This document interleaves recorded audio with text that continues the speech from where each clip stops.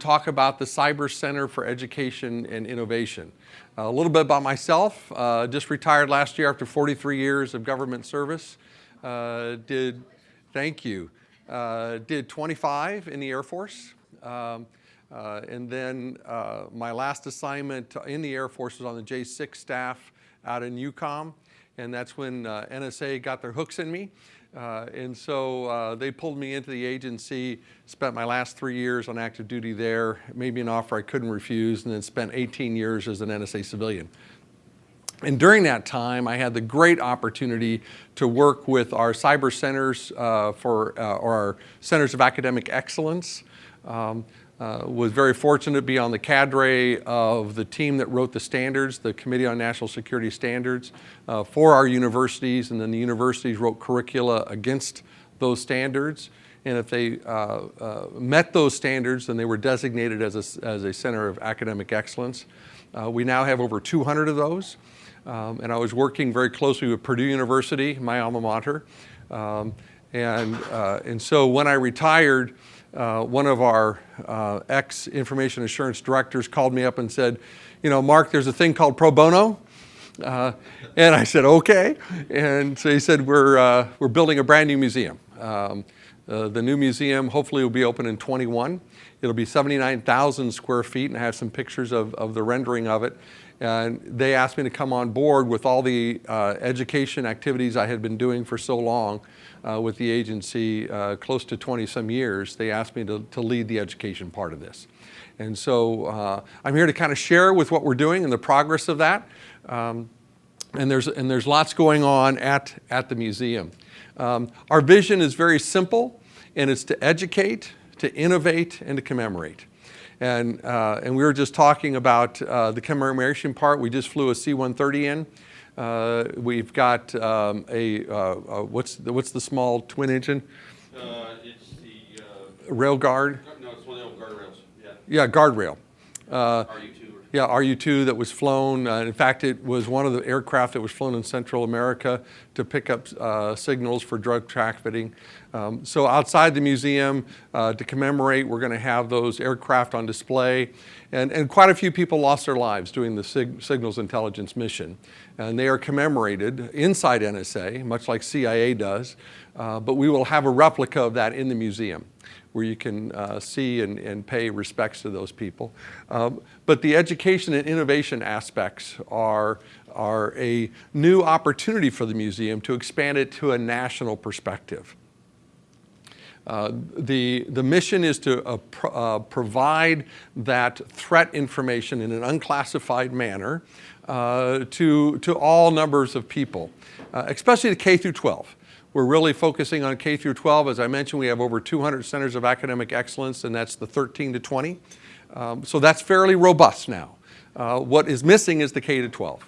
And so the museum, although we will continue to work 13, 20, we're focusing on the K-12 spectrum. This is what the new museum is going to look like.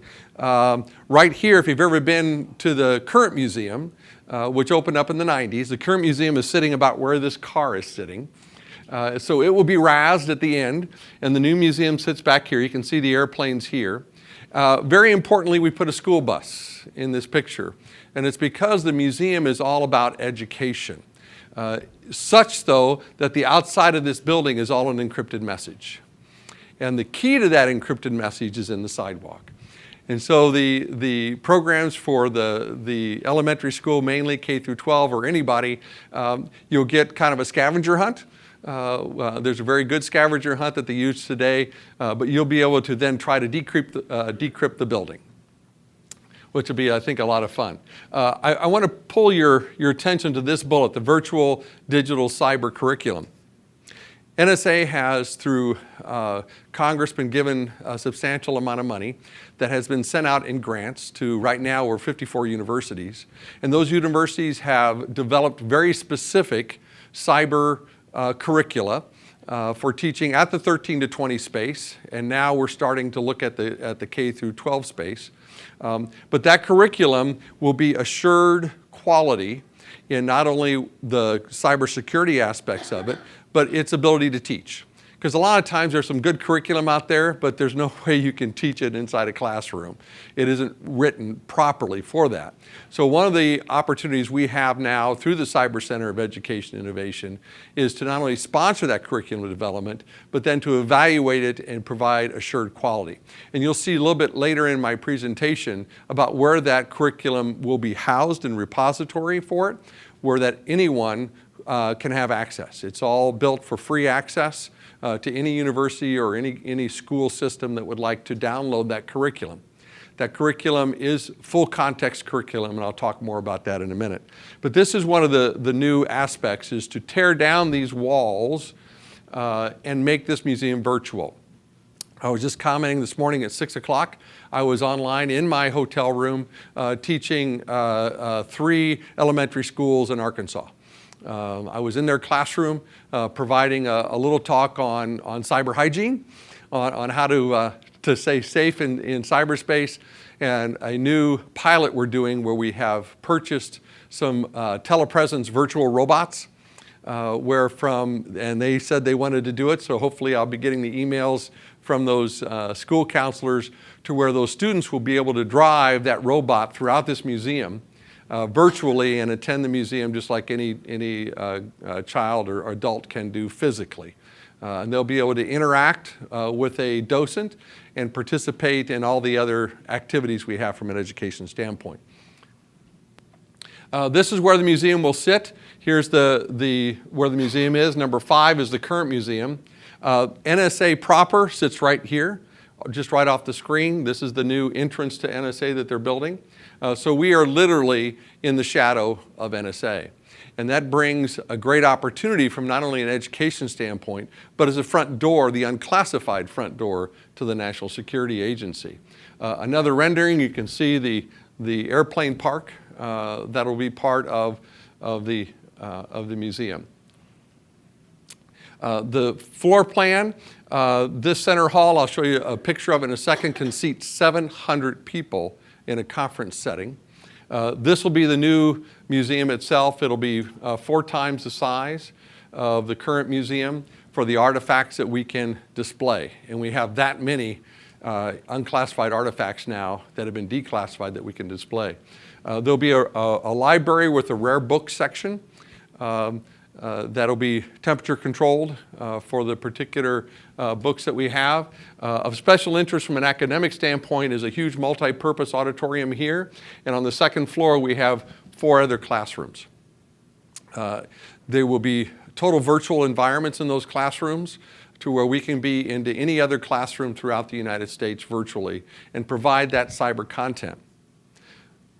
A challenge today is that K through 12 teachers don't have the subject matter expertise to present the material. What happens when you go into even a STEM school? I was working with the Lafayette School Corporation in Lafayette, Indiana, home of Purdue, and we have both their school corporations that'll be working with us in this pilot. I was talking with the teacher who is normally today teaching computer science, not cybersecurity yet, but just computer science, and that teacher is a biology major because she is the science teacher. So the norm is if you can teach one science, you can teach them all. And so we realize that that's not necessarily the case. But they are the teachers. We have a whole lot of people like myself who are retired from the agency who are subject matter experts. In fact, we have a group called the IA Alumni, Information Assurance Alumni. We have our own listserv, and these are the giants. At NSA, I was a manager and a research scientist, but the folks who actually developed a lot of the cryptography, a lot of the products, a lot of the KG84s, the Stu-3 devices, you know, the really good hardware that NSA has either produced or sponsored through program management. These are the folks who are in that alumni group. So we've got the senior scientists of this opportunity who are just itching to get into a classroom. So through this virtual technology, they will able to go into an elementary school and provide that content, the 15, 20 minutes of content that you can get in that 50-minute block in a classroom. They'll provide that content while the teacher provides the teaching aspect. So doing a leapfrogging opportunity for our elementary schools throughout the nation. And that's the key, is to provide that subject matter expertise virtually in those classrooms. And we'll be able to do this right outside of NSA. Even with current NSA people can come over and do it as long as they're cleared, and us retired folks don't have to go through all that stuff, but even the current NSA people can come over and provide their expertise. These are some pictures of the museum and what it's going to look like. The same architects who designed the African American Museum in downtown DC, part of the Smithsonian, are our architects. They're currently working on President Obama's library. So these folks are good. As the welcome as you come in, this entire wall is a touch screen presentation that'll have the current activities of the day displayed. All of these walls, these are the giants of the cryptology environment. Each one of those is a touch screen that when you touch it, it'll go into depth of that person. Alan Turing, if most of you heard of the name Alan Turing from the Imitation Game movie, the person who provided the machine that helped us break the Enigma code. He is a Brit and is on this wall. We have very few international people on the wall, but he is one of those that is honored on that wall. Each one of the slices will be a turning point in history that caused something to happen, and you'll be able to walk through the museum and understand. And just think of that Telepresence robot being one of these people. So no matter where you are in the United States, we will have Telepresence Day, to where the curator on like every Tuesday or Thursday will be able to schedule a tour and walk around just like any human being will in that facility. This is one of our pride and joys. There's only one left in the world, and it's at the museum. This is the bombe, B-O-M-B-E. It is the device that Alan Turing designed. Now, the United States perfected it and built several of them that were down in DC, down I think on K Street, and this is what was cracking the Enigma codes all throughout World War II and even up until 1974. People were still using the Enigma machine. So we didn't declassify the fact that we had broken Enigma till even in the 70s. And this machine was using to decrypt those messages. In the center here, you'll see an activity center. This is where usually it's the K through 12 space comes in, and of course adults can too, but touchscreen activities for education environment. And here again, the Telepresence robots will be able to do that through virtually presenting that same material to them via the web. Here's the memorial wall for commemoration. This is how it looks like inside the agency, and we've replicated it inside the museum, and it will maintain currency with the one that's actually inside NSA. The nice thing about this is that you no longer have to be cleared to come into NSA to see it. You can actually see it without having to go through all that clearance problem. And this is the depiction of the main hall as set for a 700 person conference. Again, all virtually present. As you can see, the stage and screen. We'll be virtually providing our conferences along with webinars throughout the U.S. One of the aspects that NSA wanted with this museum is they commemorate and celebrate people who get promoted to GS 14 and 15 in senior ranks. Heretofore, you had to clear all the people to bring them inside NSA, and then you use the cafeteria, which wasn't very pretty anyway, et cetera, to set up tables and chairs. So they wanted a space to be able to do that in a nice fashion to where families could come without having to worry about getting actually inside the fence line. We partner with lots of people, and that's what this center is all about. This center is about partnering. We partner not only with NSA and U.S. Cyber Command, the National Cryptologic Museum itself, the Centers of Academic Excellence. We have a huge collaboration with NSA's College of Cyber. It's inside the fence and it's a classified college, but we team with them for the unclassified aspects of teaching cyber. A lot of the intel and cybersecurity communities we team with. And the goal is to increase that STEM participation.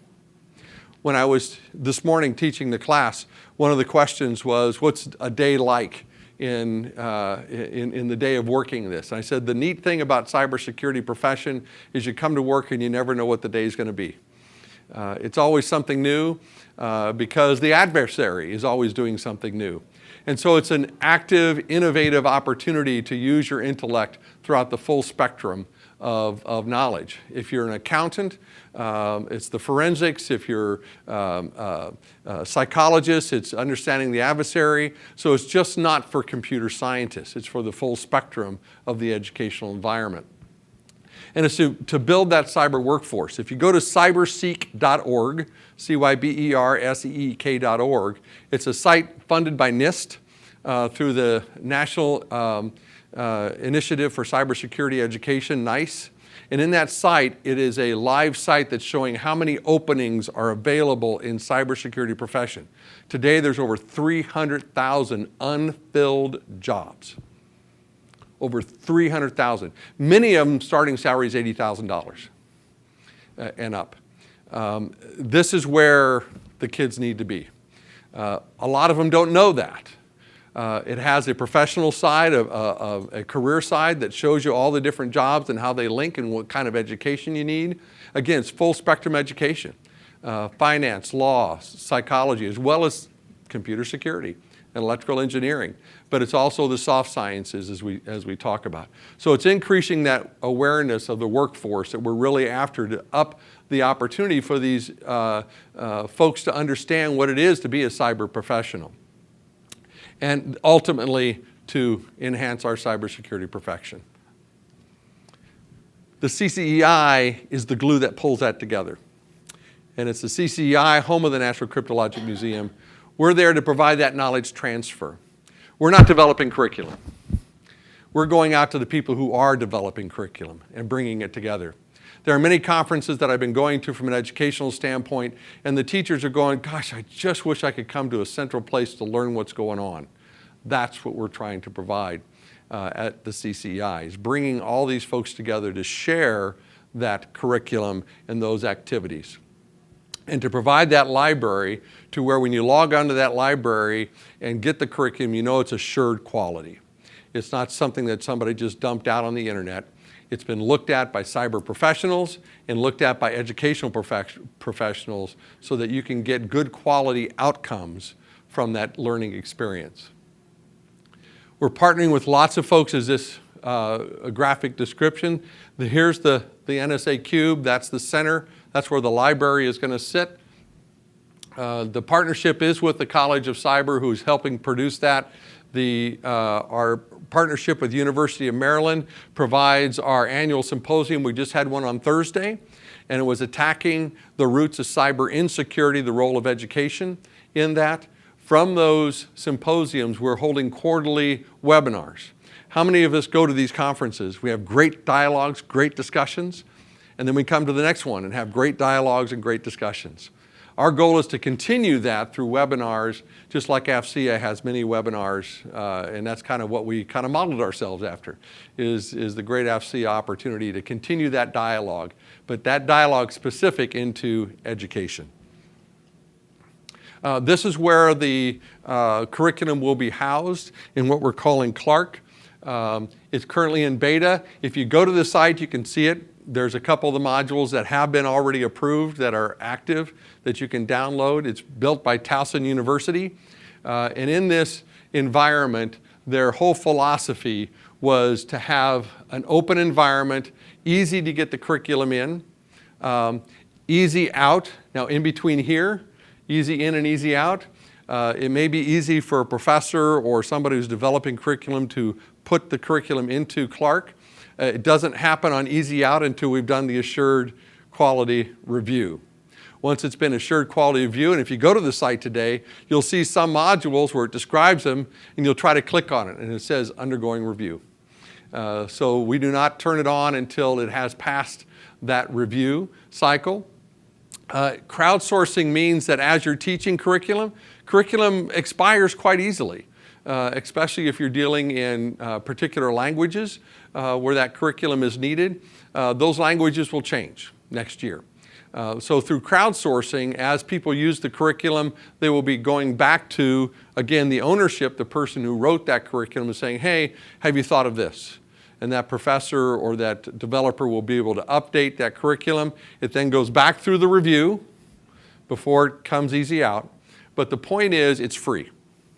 And the curriculum inside this database is full spectrum. It's the syllabus, it's the PowerPoints, it's the test questions, it's the test answers that only the teachers can get, not the students, because the site is protected. And it's full spectrum to where any particular teacher can come get that curriculum. One of the other aspects of the CCEI is we're developing Teach the Teacher modules called massive online courses or MOOCs. What that will do is help the teacher understand how to teach that particular module. So that's undergoing right now. You see two words, the cube. The cube is just look at a cube, and there's lots of different ways to look at that information. Clark houses all the curriculum, but the other parts of the cube that are not part of the actual curriculum is our outreach, cyber range, and cyber academy, and I'll talk to each one of those. The global outreach is kind of what I'm doing here. Sharing the fact that we have this opportunity free for universities and grade schools, K through 12, the full spectrum, K to 20, to get this curriculum, as well as having the ability for us to teach you how to use that curriculum. It's a very important aspect of curriculum development and curriculum use. Teachers are busy today. They just don't have time to learn something new because they're teaching. So we provide that opportunity to teach them how to use this curriculum to the best of their ability. And many of it is maybe a week module instead of a full course. They may just want to present to their class something on cyber forensics. So in this Clark, you can ask the database, I just need a 1-week course on cyber forensics. And it will pull up all of the modules that we have in there that just teach cyber forensics, for instance, for that week. A thing called Gen Cyber, along with Cyber Patriot. Gen Cyber and Cyber Patriot are summer-type programs for kids that do capture the flag, in essence. Aspects of getting the kids excited about cyber in that environment. Virginia Tech is one of the a great school on the East Coast that is providing a cyber range. I know Michigan, Ohio are doing the same thing. A lot of these schools are building cyber ranges to where their students can actually go into a protected environment and provide that malware onto the network and see what happens, or do the capture the flag without affecting the internet, without being exposed to the internet, just like we do in the military. So our ranges in the military that we started back in the late 90s and early 2000s, we federated those ranges. Now many of those ranges were hardware oriented. I'm finding out today that because technology has improved, most of those ranges we're finding out on AWS, out on Amazon's web services. So it's a lot easier to share those contents. Virginia Tech has a really good approach to cyber ranges. And so one of our opportunities within the Cyber Center for Education and Innovation is to bring these ranges together so that we can do massive capture the flag, massive types of red team and blue teaming opportunities with our students. And the last is a thing called the Cyber Academy. Many of the schools have specialties. I'm obviously biased to Purdue University, my home university. They have a really good course in the computer science department called reverse engineering. And one of the reasons it may be good is because NSA wrote the course for them.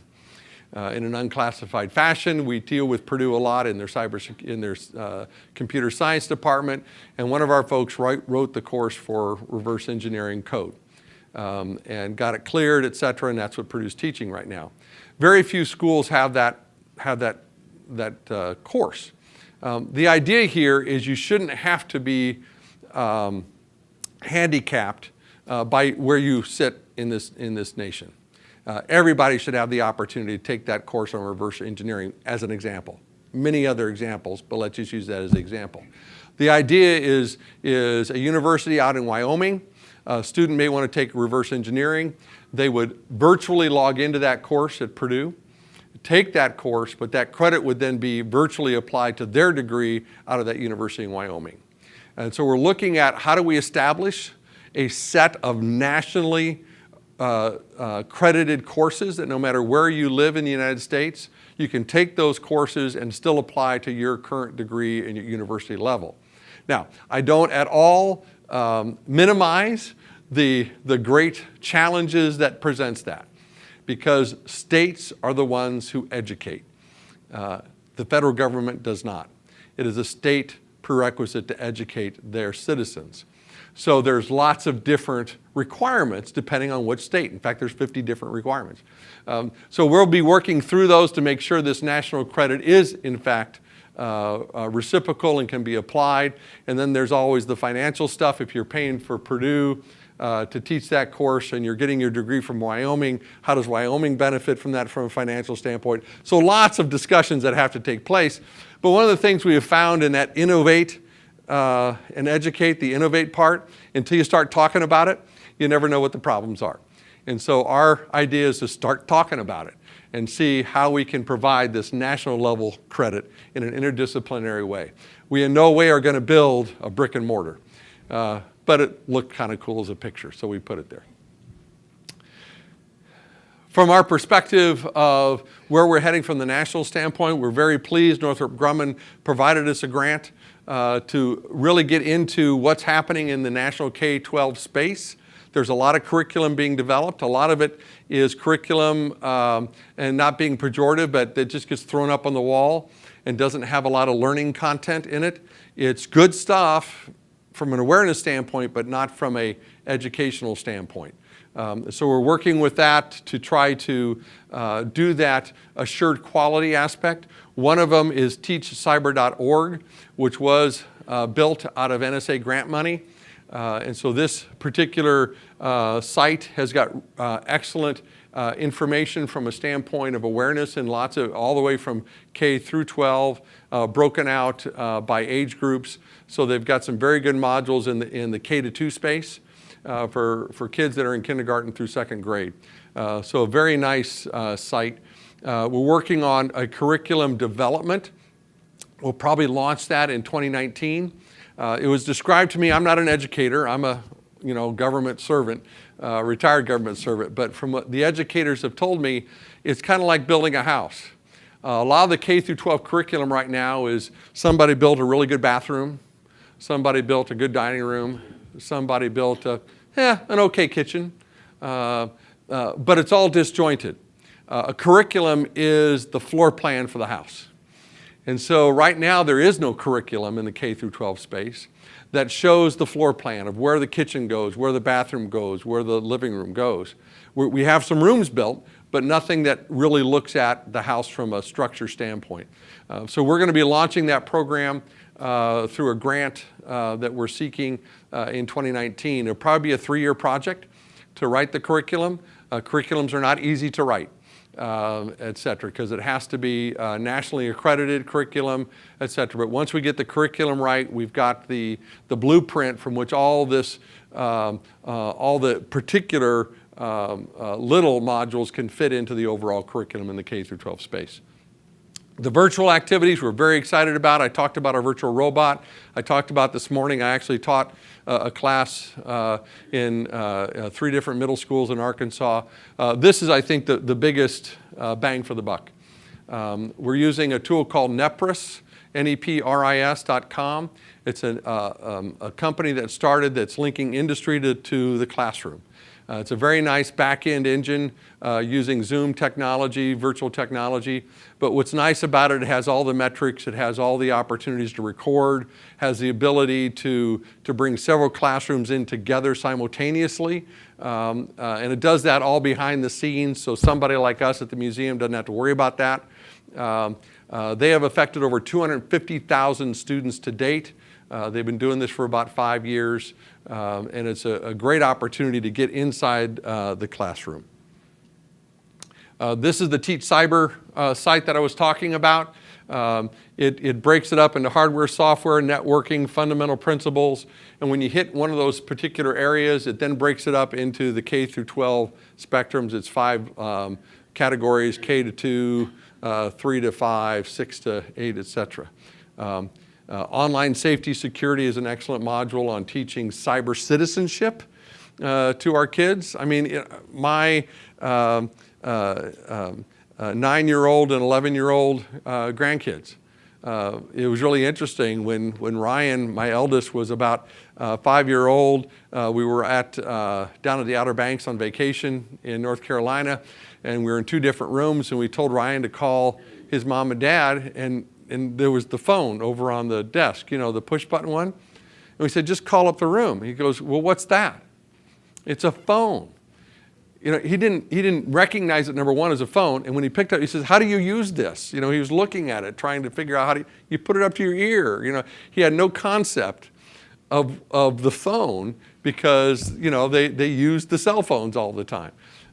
So to teach the online safety and security, I think, is one of the most dynamic things we can teach in the K through 12 space, is how they can live and work in that from a standpoint of safety.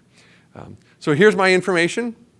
I do ask you to go to our website, cryptologicfoundation.org. It is our museum website and where you will find Clark. That site should be active within the next 2 months. Again, you can probably find Clark on the internet if you search hard enough. We have not hidden it, but it is definitely behind a few things. And that's because not all the curriculum has been validated.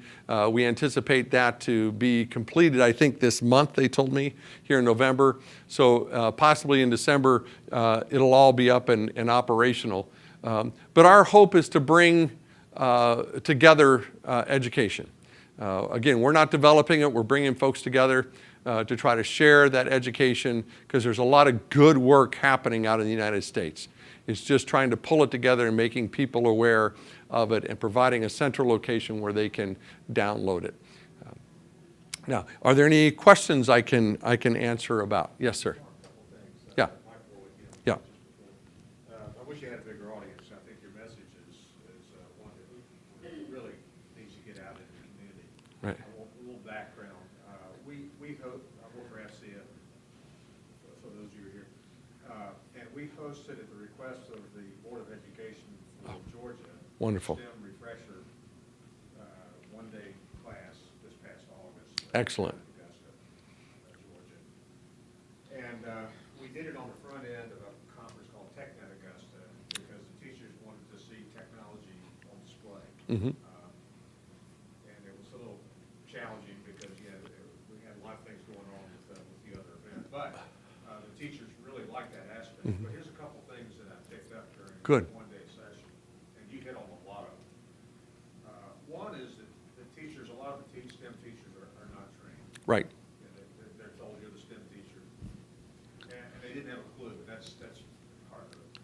As I got through this, and we did some retrospect on what we did, we also recognized that the guidance counselors probably aren't doing their job. Correct. They're not trained either.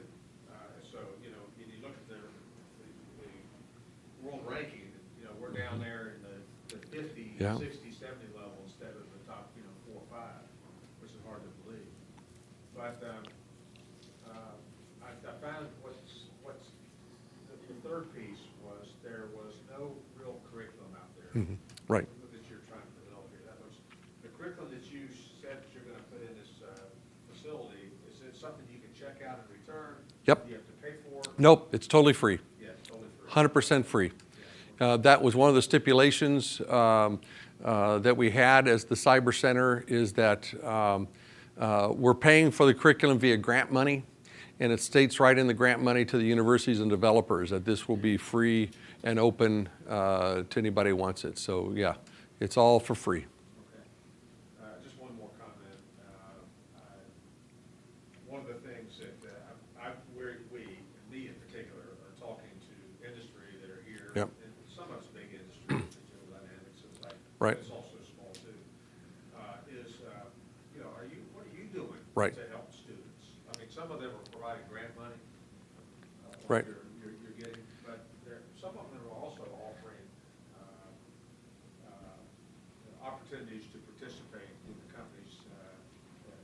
summer break, Right. those types of things, intern type Right. positions. Which I think are very, very positive, and have learned just in the last couple of months, because this started back in August, and here we are now, right now, it's 3 or 4 months, is that many of those kids who do those internships end up going to work for that company. Right, exactly. Yeah. Or they may get a scholarship because of their performance. Right. That takes them to that level.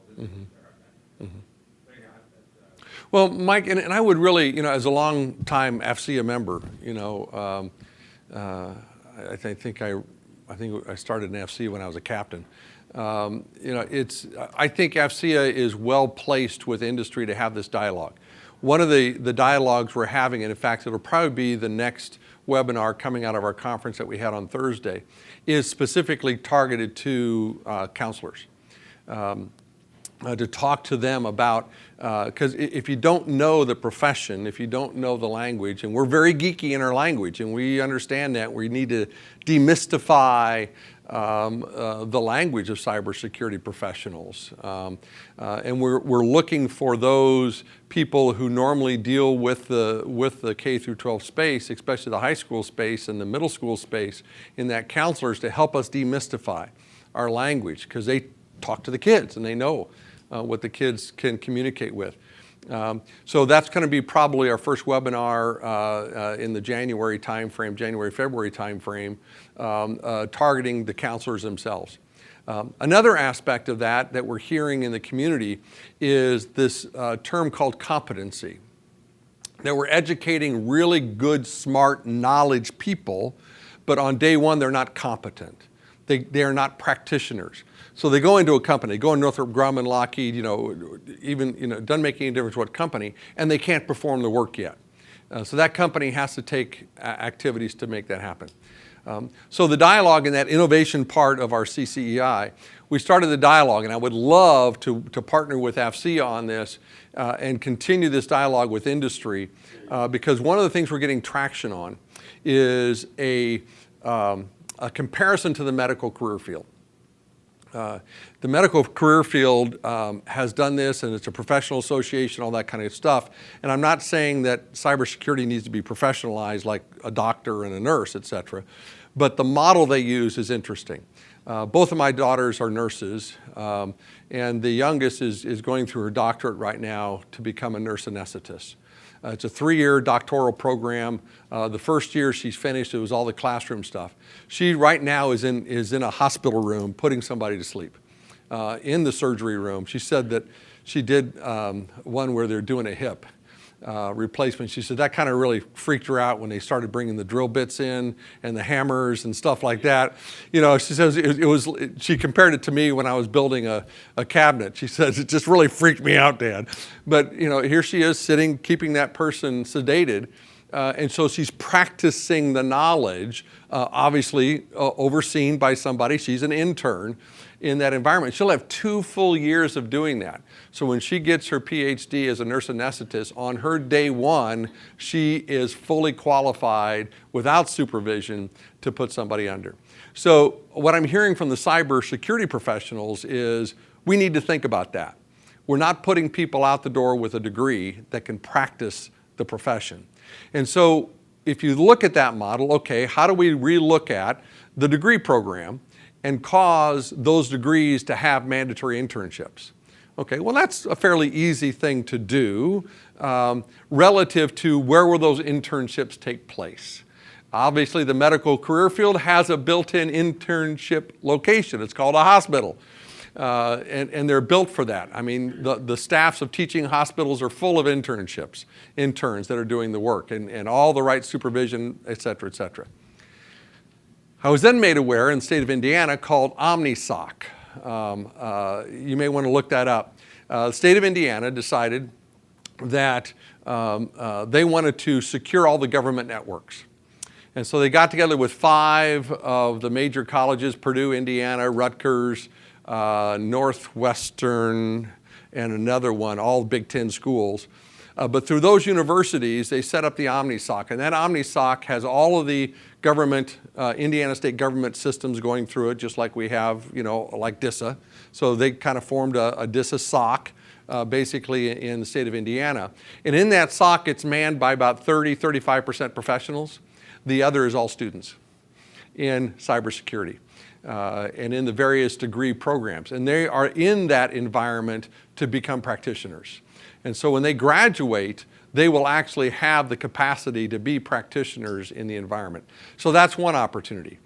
We've worked with Northrop Grumman, and I know Lockheed does this as well, as two of the big ones that pop into my brain right away, but they do have the internships like you talked about, Mike.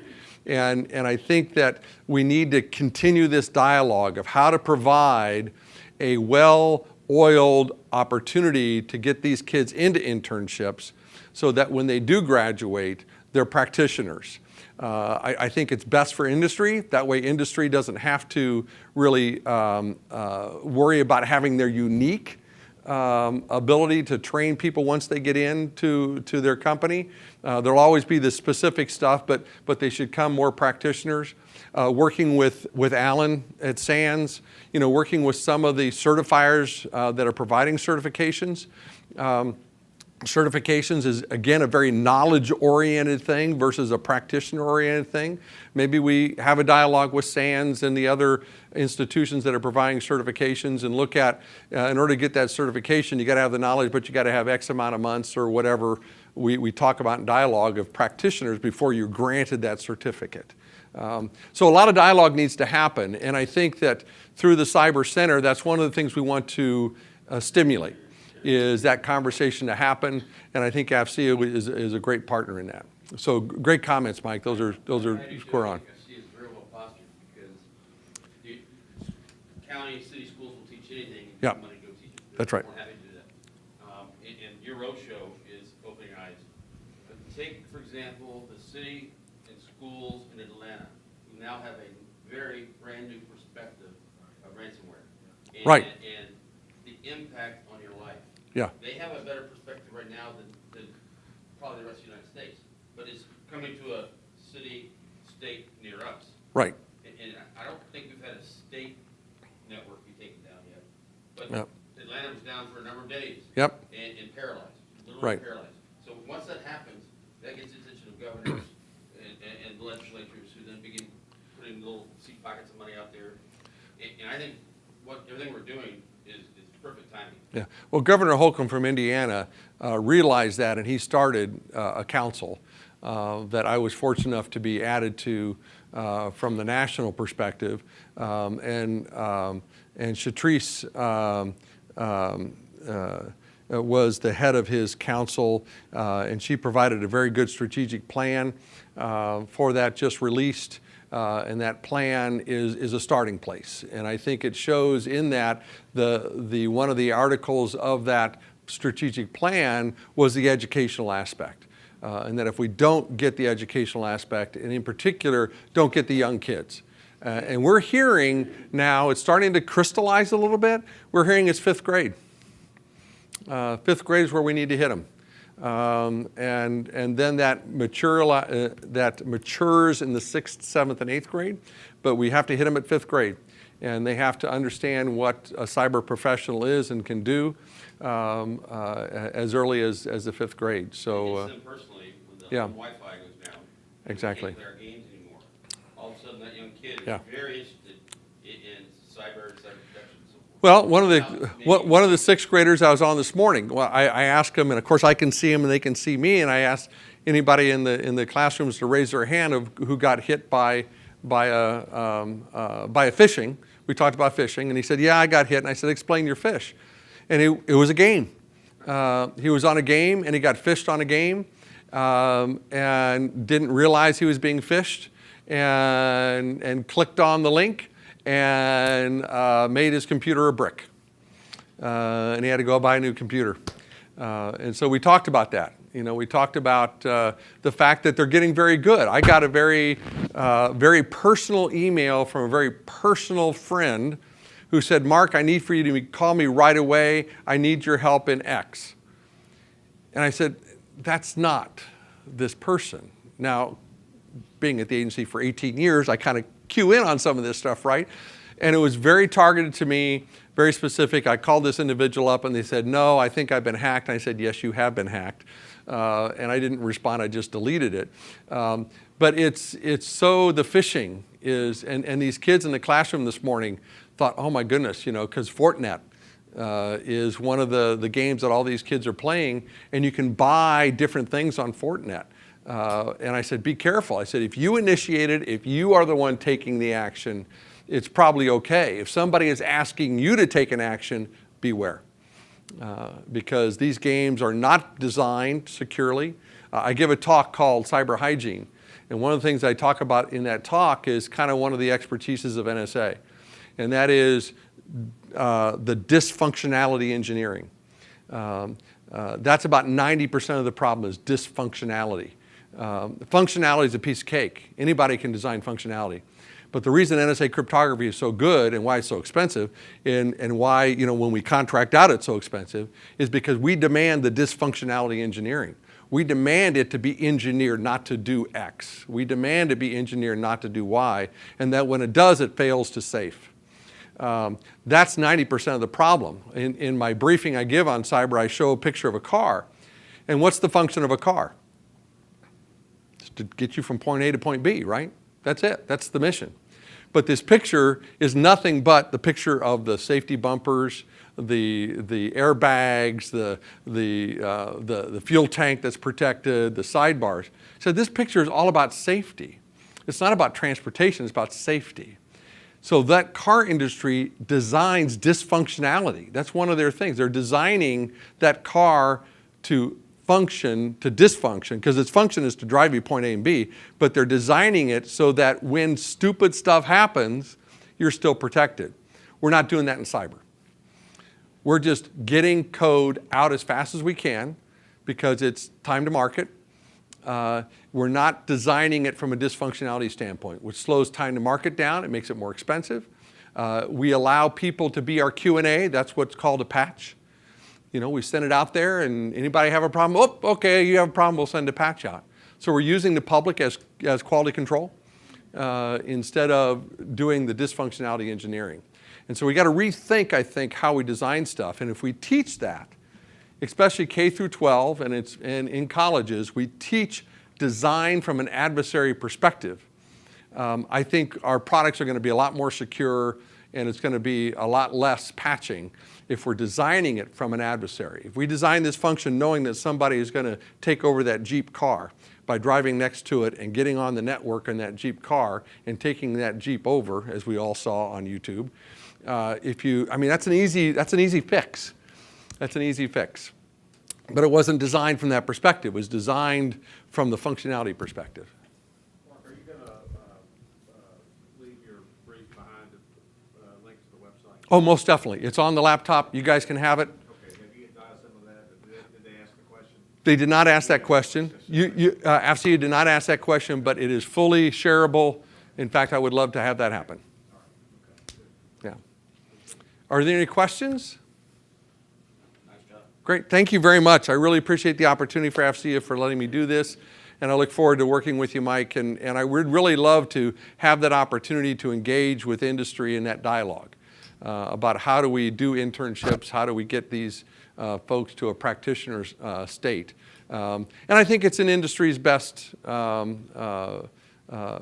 interest. I mean, we got a really generous grant from Northrop Grumman just to do that very thing. And of course, as the commercial, CCEI is welcoming any grant money from any industry partner. Is that a 1-year, is that a 3-year grant? We have a 9-year grant from Northrop Grumman of $1 million. And so Northrop wrote us a check for $100K a year for the next 9 years. They'd already given us $100,000. So I've got a job at least for the next 9 years in doing that. But Booz Allen just wrote a check for $500,000. So industry is getting involved because they're seeing that, oh my goodness, the return on investment for a small amount of dollars.